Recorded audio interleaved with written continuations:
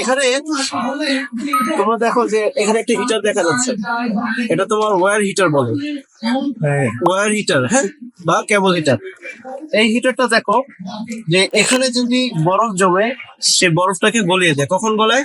এটা কানেকশন তো তোমরা পারো, যখন কম্প্রেসরটা বন্ধ হয় তখন তখন হিটারটা চালু হয়।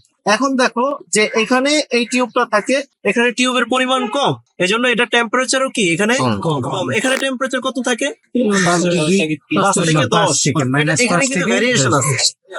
এখানে টেম্পারেচারটা কন্ট্রোল করা হয় বা কন্ট্রোল করা যায়। এখানে তুমি 3 থেকে 10 টেম্পারেচার বা 15 টেম্পারেচার ডিগ্রি সেলসিয়াস তাপমাত্রা তুমি রাখতে পারছো।